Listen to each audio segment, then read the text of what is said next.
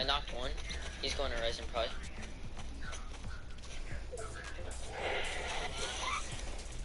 You won't hit that. Go. Why did you do that?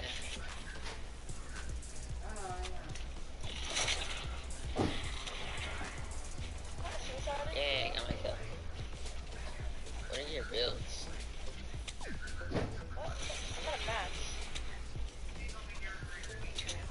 Just like shoot it into the hole.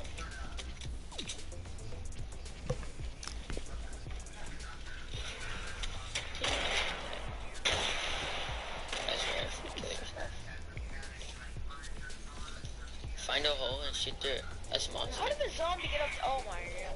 That spawns up there. Oh shoot. Oh my god. Behind you. I had time and it didn't for sure.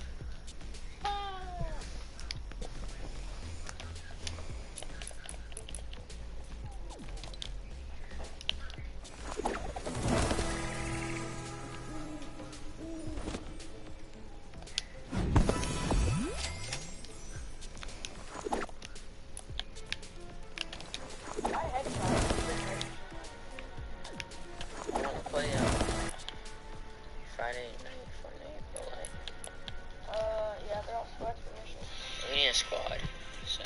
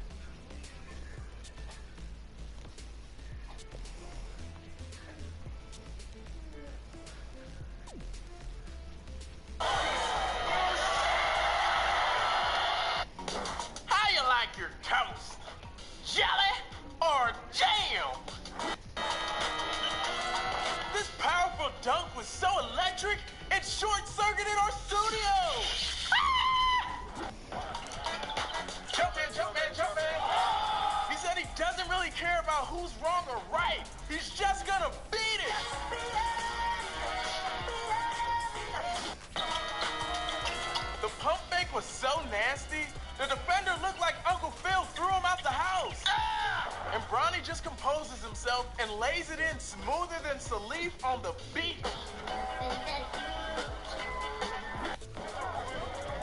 Looks like Smucker's has a new flavor. Shame! Oh, there's little pieces of ankle sprinkled in. Delicious. You down with OBJ?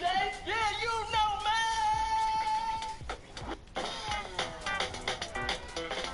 He absolutely snatched that ball out the sky just like that creepy lady snatched those pigeons. Good morning, beautiful. Good morning, beautiful. Just look at this catch. He deserves to be king of the gridiron throne. He has to pay the iron price. This catch is about as nasty as that bug Will Smith's neighbors caught. Just Blaze! Jalen Huff is showing you why all the kids call him Blaze. Are we sure that we're actually watching Blaze and not Dash? This kid's untouchable. Just give him the ball like curling.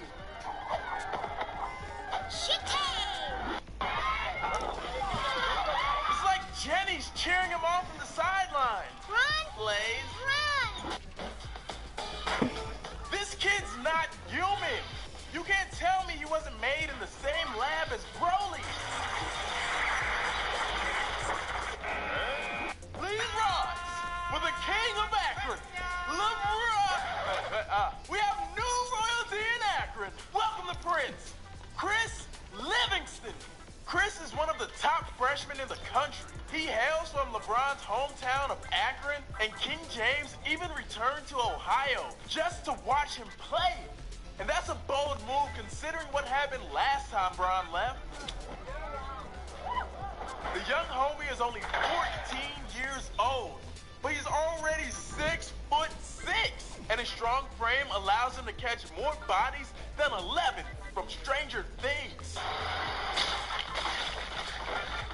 He's already being courted by the Ohio State University, and with talent like this, he may be ready to jump straight to the NBA. So keep an eye on the future. Chris Livingston, because he's up next.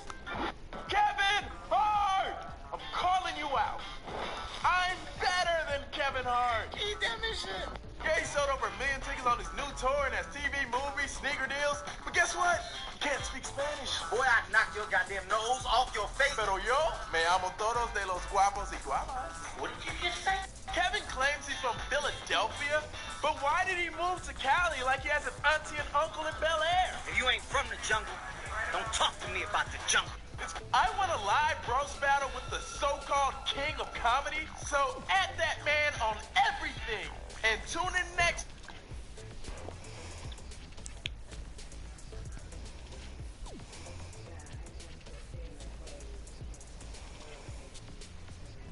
These are the top 10 unsolved heists in history, ranked by the value of the goods stolen, a 2004 in Belfast, Ireland. On a Sunday night, groups of armed men dressed as police officers entered the homes of 2 northern bank officials and held their families hostage. The 2 bank employees were told to go to work the next day as if nothing was wrong, or their families would be killed. Fearing for their safety, the workers did what they were told, and helped the criminals gain access to the bank's vault, allowing the gang to make off with a haul equivalent to $53 million in today's dollars. Although one person was convicted of money laundering, despite the high profile of the case, no one has been brought to justice for committing the actual crime. In August 1994, 3 gunmen burst into the jewelry store of the famous Intercontinental Carlton Cannes Hotel on the French Riviera, firing automatic weapons and quickly making off with jewelry and precious stones worth nearly $50 million. The investigation revealed no bullet holes, meaning the guns were filled with blanks. No arrests were ever made. Interestingly, the hotel was the main filming location for Alfred Hitchcock's 1955 jewelry heist themed To Catch a Thief, starring Cary Grant and Grace Kelly. For several months in 2005, criminals working from a rented commercial property 2 blocks away from the Fortaleza branch of Brazil's central bank dug a tunnel several hundred feet long that came up right underneath the bank's vault. Over the course of a weekend, they successfully disarmed various sensors and alarms and removed 5 large containers of cash totaling more than 164 million Brazilian real. The sophisticated heist wasn't discovered until Monday morning when the bank reopened, and the bills weren't numbered sequentially, allowing the robbers plenty of time to escape with cash that would be nearly impossible to trace. Several people involved with the crime have been caught in the years since, but the majority of the 25 suspects remain at large. In a strange twist, 6 of the robbers have been kidnapped after the incident and held for large ransom payments which their families, presumably using the money stolen in the robbery, paid. One of these was an alleged mastermind in the case, who was found shot to death on an isolated road with handcuff marks on his wrists. There's even evidence that dirty police and security officials may have helped carry out the heist. One morning in 2005, a group of heavily armed men dressed as KLM airline employees stormed a cargo area at Schiphol Airport in Amsterdam in broad daylight and stole an armored truck filled with diamonds and other valuables. The precious, uncut stones were on their way to Antwerp, Belgium, the diamond capital of Europe. The abandoned truck was later recovered, empty, of course. No suspects have ever been apprehended, despite the many witnesses at the scene. Antwerp is exactly where we head for the 6th most successful heist in history back in 2003, and careful 160 safe deposit boxes. After doing a portalises or the dime, carrying out a 30-second raid of a jewelry showcase at a French Riviera hotel, the Israeli billionaire robbed by the Lebanon was embroiled in a bloody civil war.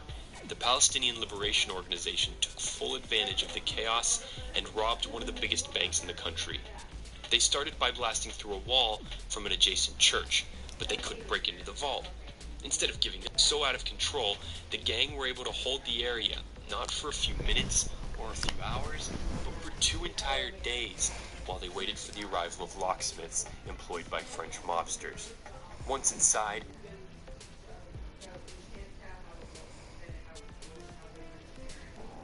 these are the last haunting images of Karina Vetrano, taken just minutes before she was murdered on a remote jogging trail, shown for the very first time, uncovered by Crime Watch Daily. Does the video give you any clues as to what happened to her? Does the video give you any clue as to who may have done this to her? Now, from NYPD's Chief of Detectives, we're breaking all new details. She leaves her residence here about 5:40 in the evening. We have her on video going into the park at 5:46. So it's a little fluid there with the time. She enters here and she begins her run here. In his first national television interview about the jogger murder, Chief Detective Robert Boyce is revealing what police now know for sure about the suspect, who's been ruled out, and where they found the DNA. It's rare access into an active NYPD investigation in a case that has a city on edge. What's it going to take to solve this case? Hardcore detective work. She was a petite 105 pounds of fleet-footed perfection, but the New York City jogger could not outrun her killer. She didn't see it coming. It's a murder of such wicked brutality that it has rattled even the most hardened New Yorkers. Have you ever had a case quite like the Karina Vetrano murder? I can't recollect anything that we've had even near this. What strikes me out of all these pictures is her incredible zest for life.